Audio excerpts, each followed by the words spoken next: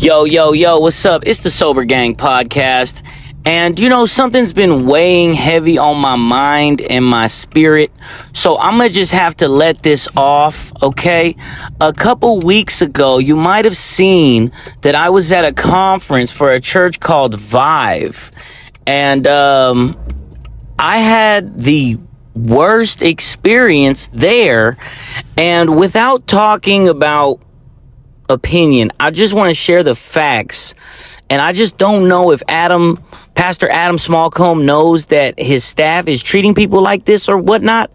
But I'll just start off with the fact that I showed up with my camera. I was walking around, and this girl, she's a little on the bigger side. She had box braids. It was a black woman.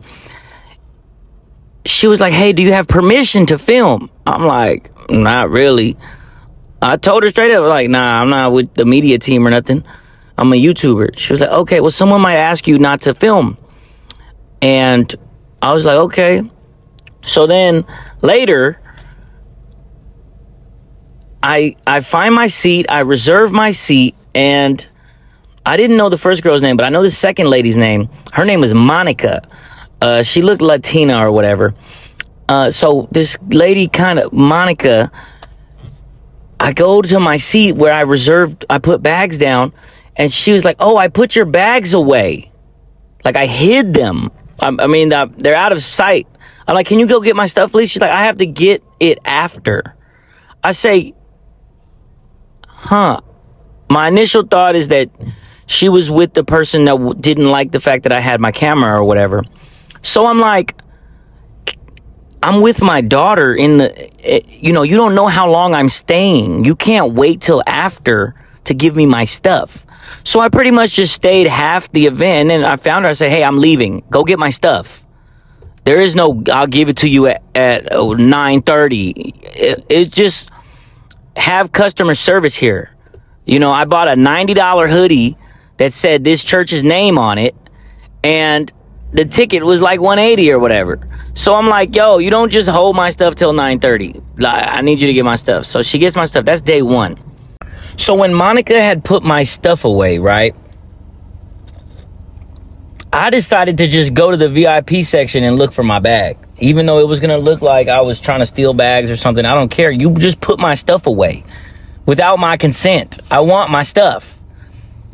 And mind you, I think the assumption was that my camera was in there, so she wanted me to be without my camera forcefully. Whatever.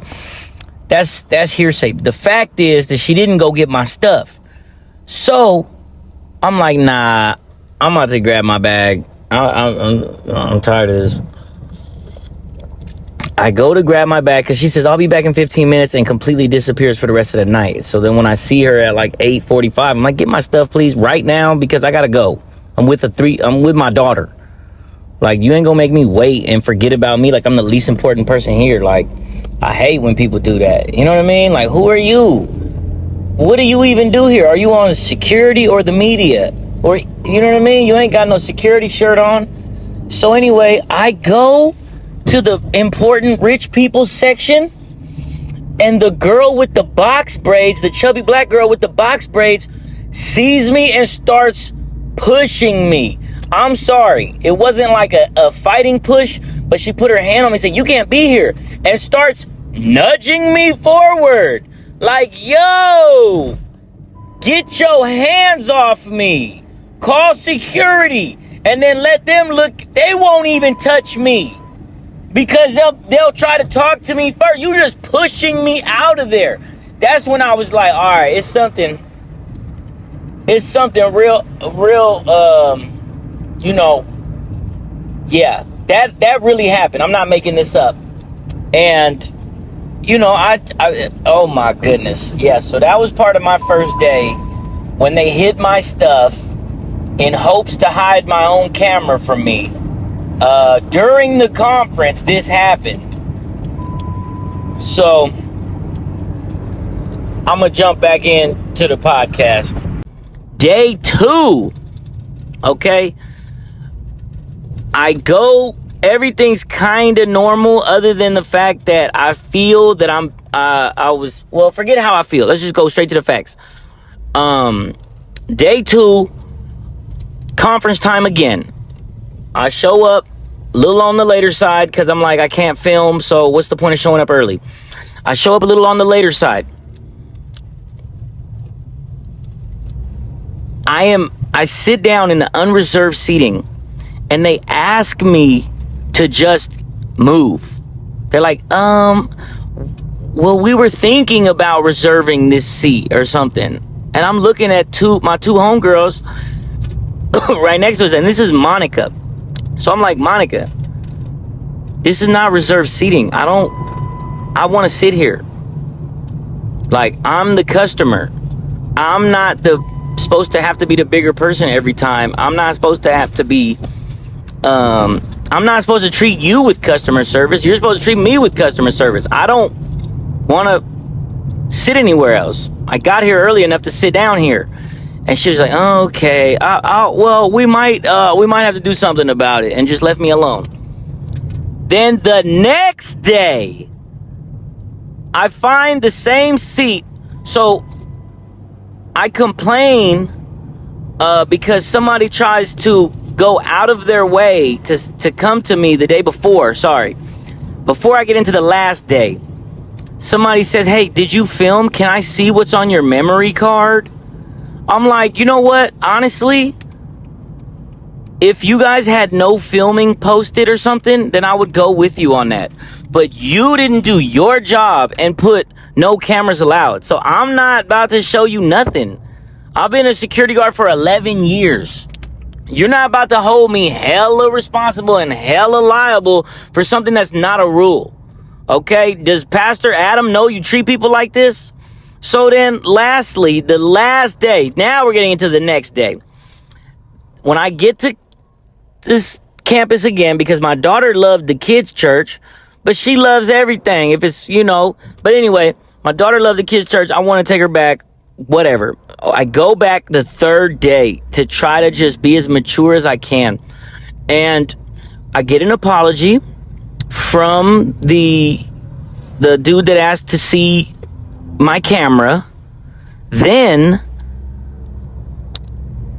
I'm like, all right, that's cool, change. But honestly, I had given up on associating with anybody so much that I just kicked it in the kids' room upstairs for the infants until it was time for the conference. I didn't really want to talk to nobody. I didn't want nobody hounding me about the camera. I didn't want nobody I'm with my daughter, leave me alone, So when the kids' church opens up, I drop my daughter off.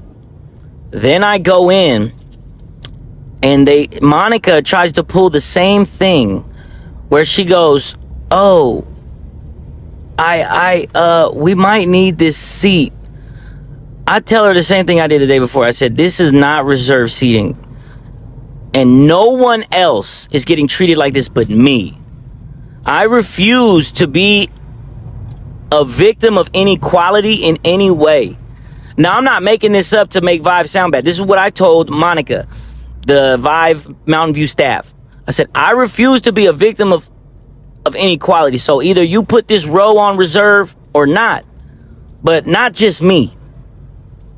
Not just me, right? She's not too light skinned. This girl, she's kind of like brown as me, but she has straight hair. She's a black girl. She was very skinny. I don't know her name. I don't see her on the Instagram. I don't know what she does, but she just came up to my seat, put a reserve sticker on it, and told me that she could find me another seat. I said, whoa. This is not reserved seating. My whole row is not reserved. Nobody in my section. There's 10 chairs connected to my chair. None of them are reserved. She just slapped the reserved on my chair. So I'm like, that's not fair, yo. This is zero customer service. What are you doing? Get away from me and my chair, So this was the second violation of space. First, okay. So then she just stands there and tells security, looking at security security doesn't get him. Then if he doesn't listen, then he's a wild, he's an odd man out. So the skinny girl with the straight hair, very, very skinny, black girl, friends with Monica, just reserved my seat out of nowhere. And that really let me know that I wasn't welcome. You know, she was like, I don't care. Oh, and then this is the part that drove me crazy. She just looked at me and smiled and was like, I can find you a new seat. I can find you a new seat. I can find you a new seat. And I was like, oh my God, you just stop talking to me. I don't want to hear your voice. I don't want you to find me a new seat.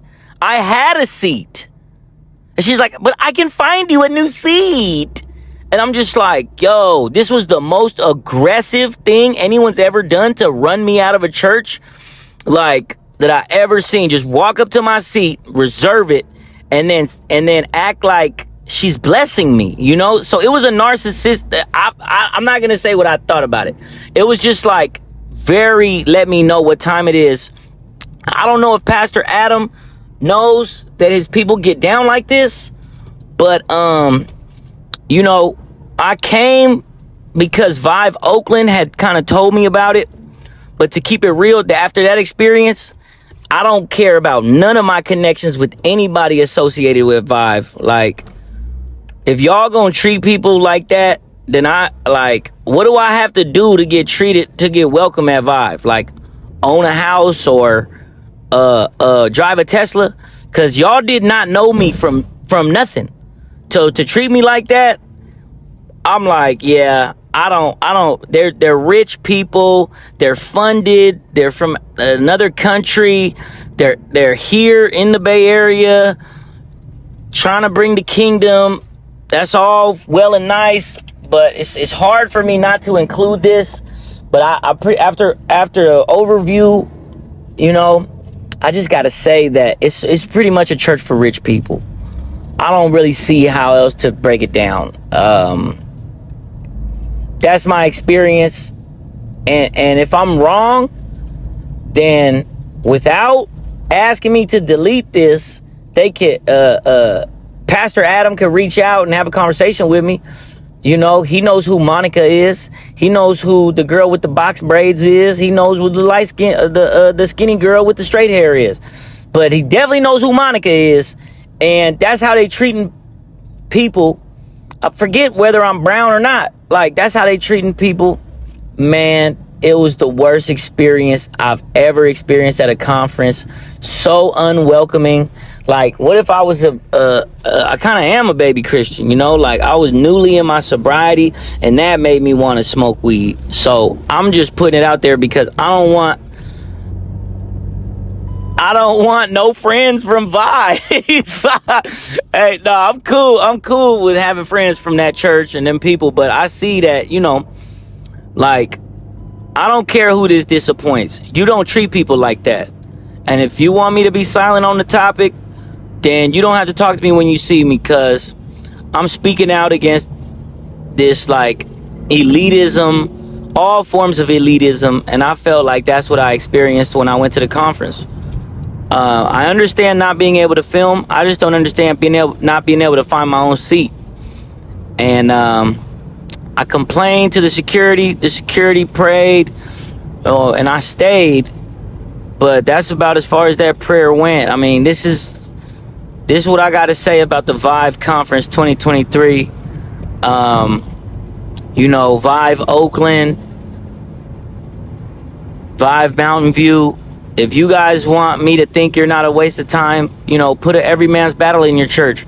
Put a Celebrate Recovery in your church. But other than that, I don't really see me kind of like approving of like the big rich people culture, the Kanye West choir type of vibe. Shout out to Kanye, but, you know, Kanye might love Vive. Y'all should invite and pay for Kanye to come through and show him your choir. And let him throw a Sunday service, because that seemed more like y'all kind of, I don't know. I'm trying not to get personal. I hope that, yeah, I don't know. I wash my hands.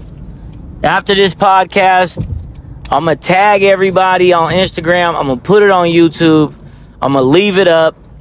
And I probably won't get an apology or nothing, but yeah, you know, I'm not apologizing because I ain't said nothing that I'm gonna apologize for, and I forgive you guys. Hopefully you can forgive me for filming, which I only did on the first day, and hopefully y'all forgive.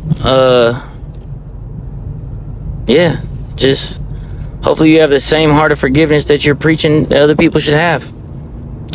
Anyway, that's the In the Car Sober Gang podcast, man. I had to do something with these feelings about that experience, and I had to go on and throw it in the chat. So if you don't like your boy, just go to Vive Church, because I will not be there. And yeah, that's my experience, man. I had to break it down. I'm sorry, y'all. Peace.